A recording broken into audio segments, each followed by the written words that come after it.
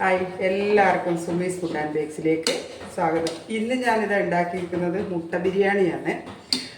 രാവിലെ എന്താ ഉണ്ടാക്കേണ്ടതെന്ന് ഓർത്ത് വെക്കുമ്പോഴത്തേനാന്ന് പറഞ്ഞ് വിചാരിച്ചത്. എന്നാൽ പിന്നെ മുട്ട ബിരിയാണി ഉണ്ടാക്കാം. നമ്മൾ ചിക്കൻ ബിരിയാണി ഉണ്ടാക്കുന്ന അതേ ടേസ്റ്റിൽ തന്നെ നമുക്ക് മുട്ട ബിരിയാണി ഉണ്ടാക്കാം.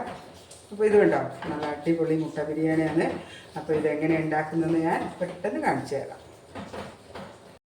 ഇതിനാദ്യം തന്നെ ഞാനിത് ഒരു 1.5 ഗ്ലാസ് നല്ല കൈമാ റൈസാണ്. നല്ല വില കൂടി നല്ല അരിയാണ്. അപ്പോൾ നല്ല അരിയാണെങ്കിൽ നല്ല ടേസ്റ്റും ഉണ്ടാവുള്ളൂ.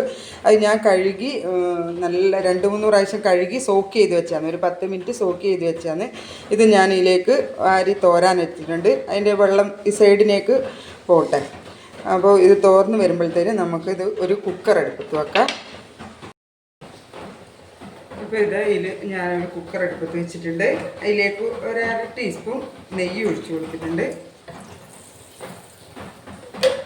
അതുപോലെ തന്നെ 1/2 ടീസ്പൂൺ വെളിച്ചെണ്ണയും കൂടി ഒഴിച്ചെടുക്കാം. വെളിച്ചെണ്ണയുടെ ടേസ്റ്റാണ് കേട്ടോ കൂടുതൽ ടേസ്റ്റ് ഉണ്ടാവുക, നല്ലൊരു രുചി വരിക.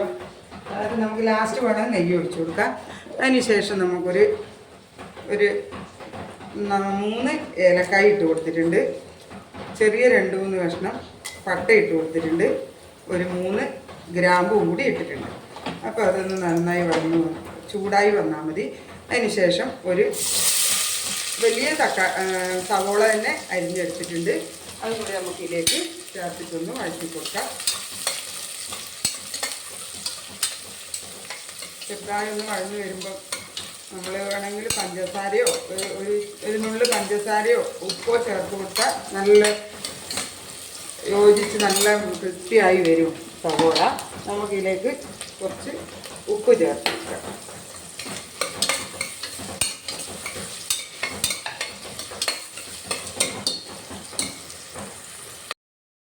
സവോള ഏകദേശം വഴന്നു വന്നിട്ടുണ്ട്.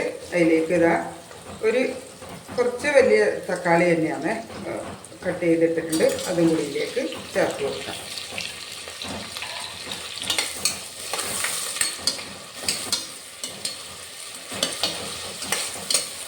ഇതൊന്ന് വഴന്ന് വരട്ടെ. അപ്പോഴത്തേന് നമുക്ക് ചേർക്കണ്ടേ. അതിനായിട്ട് ഞാൻ ഒരു 3-4 പച്ചമുളക് എടുത്തിട്ടുണ്ട്. അതുപോലെ തന്നെ ഒരു അതായത് ഒരു ഉണ്ടയായിട്ടുള്ള വെളുത്തുള്ളി എടുത്തിട്ടുണ്ട്. ചെറിയ 2 കഷ്ണം ഇഞ്ചിയും കൂടി ഉണ്ട്. ഇത് നമുക്ക് വേഗം ചതച്ചിട്ട് വരാം. ഇതിലുണ്ടല്ലോ ഞാനൊരു 1/4 ടീസ്പൂൺ പെരിഞ്ജീരകവും കൂടി ചേർക്കാൻ മറന്നു. അതും കൂടി ഇതിലേക്ക് ഇട്ടിട്ടൊന്ന് ഇളക്കി കൊടുക്കാം. ആ പെരിഞ്ജീരകത്തിൻ്റെ ഒരു ടേസ്റ്റ് പറയാനല്ലേ, നല്ലൊരു സ്മെല്ലും എല്ലാം വരും. മുട്ട ബിരിയാണി നമുക്ക് എപ്പോഴും ഇഷ്ടപ്പെടുന്ന സാധനമാണ്.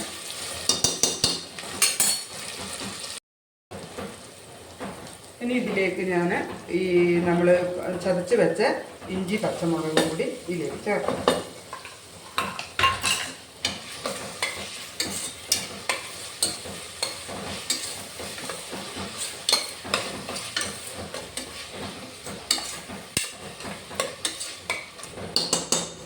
നല്ലൊരു പച്ചമണം ഇതിൻ്റെ മാറട്ടെ. അപ്പോഴത്തേന് നമുക്ക് ഈ കുതിർത്ത് വെച്ച ഇതൊന്ന് മിക്സിയിൽ അരച്ച് ചേർക്കാം. ഇനി ഇതിലേക്ക് നമുക്ക് കുറച്ച് മഞ്ഞൾപ്പൊടി ഇട്ട് കൊടുക്കാം. അതുപോലെ കുറച്ച് എല്ലാം കുറേശ്ശെ ഇട്ടാൽ മതി. ഒരു നുള്ള് കുരുമുളക് പൊടി ഇടാം. അതുപോലെ തന്നെ ഒരു 1/4 ടീസ്പൂൺ മുളക് പൊടി കൂടി ചേർത്തിട്ടുണ്ട്. പിന്നെ പച്ചമുളക് 4 ചേർത്തിട്ടുണ്ടല്ലോ, അതുകൊണ്ട് അത്ര മതി. നമുക്കിത് നന്നായിട്ട് ഇളക്കാം. ഇത് നന്നായി വഴന്ന് വരുമ്പോഴത്തേന് ഞാൻ നേരത്തെ പച്ച മല്ലിപ്പൊടിയും പെരിഞ്ജീരകവും കൂടി അരച്ച് വെച്ചിട്ടുണ്ട്. അത് വെള്ളത്തിൽ കുതിർക്കുന്ന വീഡിയോ ഞാൻ കാണിക്കാൻ വിട്ടുപോയതാണ്. അപ്പോൾ ഈ അരച്ച് വെച്ച ഇതും കൂടി നമുക്ക് ഇതിലേക്ക് ഒഴിച്ചിട്ട് ചേർക്കാം. അത് പച്ച മല്ലിയാണ്, വറുത്തിട്ടല്ല നമ്മൾ മല്ലിപ്പൊടി ഇടുന്നത്. അത് കുറച്ച് സമയം വെള്ളത്തിൽ കുതിർത്തിട്ട് ഒരു 1/4 ടീസ്പൂൺ പെരിഞ്ജീരകവും കൂടി കൂട്ടിയിട്ടാണ് നമ്മൾ അരച്ചെടുത്തിന്. അതും കൂടി ഇതിലേക്ക് ചേർത്തിട്ടാണ് ഇപ്പം ഞാൻ നല്ലപോലെ ഇളക്കി എടുത്തിട്ടുള്ളത്. ഉണ്ടോ, ഇപ്പം നല്ലൊരു കളറെല്ലാം വന്നില്ലേ. അതിൻ്റെ ആ ഒരു മണവും പെരിഞ്ജീരകത്തിൻ്റെ മണമെല്ലാം കൊണ്ട് നല്ല ടേസ്റ്റായിരിക്കും. ഇനി ഇതിലേക്ക് ഒരു 1/4 ടീസ്പൂൺ ഗരം മസാല പൊടി കൂടി ചേർക്കും.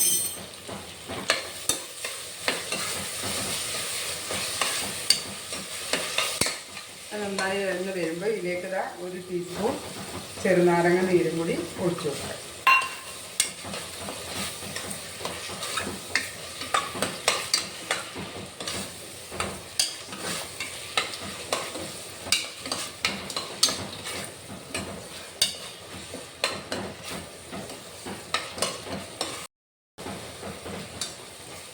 ഇനി ഇതിലേക്ക് നമുക്ക് വെള്ളം ഒഴിച്ചു കൊടുക്കാം. ഞാൻ 1.5 കപ്പ് അരിയാണ് എടുത്തിട്ടുള്ളത്. അപ്പോൾ അതിന് ഒരു കപ്പിന് 1.25 കപ്പ് ഉള്ള രീതിയിൽ വെള്ളം എടുക്കണം. അപ്പം ഞാനിവിടെ 2.25 കപ്പ് വെള്ളം എടുത്തിട്ടുണ്ട്. കാരണം ഇത് കുറച്ച് വേവ് കുറഞ്ഞ അരിയല്ലേ. അപ്പം ഞാനിവിടെ 2.25 കപ്പ് വെള്ളം എടുത്തിട്ടുണ്ട്. നമ്മൾ അരി എടുത്ത് അതിന് തന്നെ അളന്നെടുത്തത്. അപ്പോൾ ഒന്ന് തിളച്ച് വെക്കാം. ഇതിലേക്ക് നമ്മൾ ഇതുവരെ ഉപ്പ് ചേർത്തിട്ടില്ലല്ലോ. നമുക്ക് ഉപ്പ് കുറച്ച് കൂടി നിൽക്കണം. അരി വേവുന്നതിന് മുമ്പേ അപ്പോൾ ഒരു ആവശ്യത്തിനുള്ള ഉപ്പ് ചേർത്ത് കൊടുക്കാം. കാരണം വെള്ളം കുറച്ചാകുമ്പോൾ ചോറിനും കൂടി ഇല്ല, കുറച്ച് കൂടി നിൽക്കണം. ഇപ്പം നമ്മൾ നോക്കുമ്പോൾ കുറച്ച് കൂടി നിൽക്കണം ഉപ്പ്. ഇത്രയും ഉപ്പ് ചേർത്ത് കൊടുക്കാം. ഇപ്പം കുറച്ച് കൂടി നിന്നിട്ടുണ്ട് ഉപ്പ്. അതുപോലെ നമുക്കത് ചേർത്ത് കൊടുക്കാം. ഇനി അതിലേക്ക് പുഴുങ്ങി വെച്ചേക്കുന്ന മുട്ട ഇട്ട് കൊടുക്കാം. 4 മുട്ടയാണ് ഞാൻ ചേർത്തിട്ടുള്ളത്. നിങ്ങൾക്ക് ഇഷ്ടമുള്ള മുട്ട എത്രയാണ് കഴിക്കാൻ പറ്റുന്നത് അത്രയും ചേർത്ത് കൊടുക്കാം. ഊറ്റി വെച്ചിട്ടുള്ള അരിയില്ലേ, അത് നമുക്കില്ലേ ഇട്ട് കൊടുക്കാം.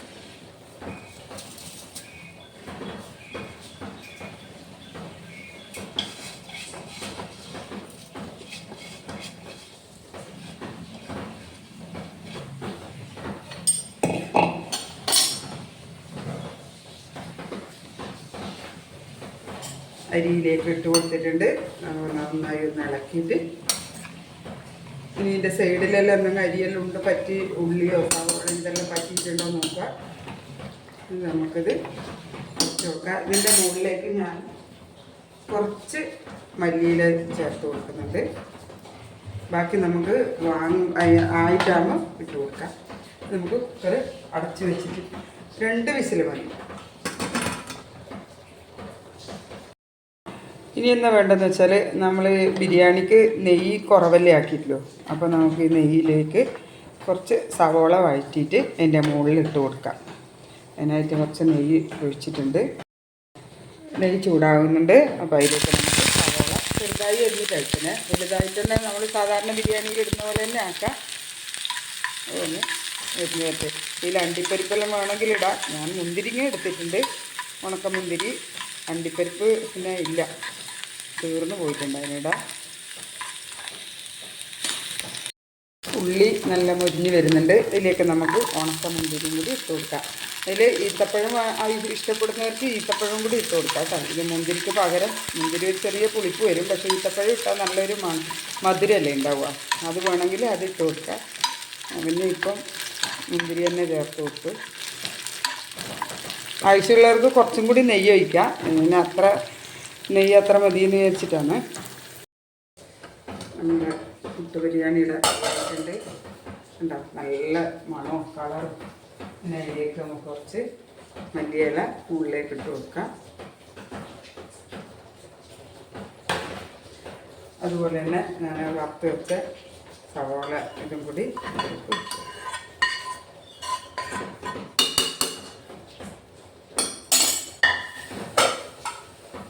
ഇട്ട് കഴിഞ്ഞ് ഒന്നും കൂടി അടച്ചു വെക്കാം. കുറച്ച് സമയം കൂടി. അപ്പോൾ ഇതാ നമ്മളെ ബിരിയാണി ഇവിടെ റെഡി ആയിട്ടുണ്ട്. അപ്പോൾ നമുക്ക് തണുത്തതിന് ശേഷം ഇളക്കി കൊടുക്കാം. നല്ല കറക്റ്റ് നല്ല ഇതായിട്ടുണ്ട്. അപ്പോൾ ഇതാ എല്ലാവരും ഇതുപോലെ നല്ല അടിപൊളി കുക്കർ മുട്ട ബിരിയാണി ഉണ്ടാക്കണം. ഇഷ്ടപ്പെടും. നമ്മുടെ മക്കൾക്ക് എല്ലാവർക്കും ഇഷ്ടപ്പെടും. കാരണം ഞാൻ മുമ്പ് മക്കൾ സ്കൂളിൽ പഠിക്കുന്ന സമയത്ത് ടിഫിനിലായിട്ട് കൊണ്ടുപോകാൻ അധികം ഉണ്ടാക്കൽ മുട്ട ബിരിയാണിയാണ്. അതാകുമ്പോൾ ഇഷ്ടത്തിന് കഴിച്ചോളും.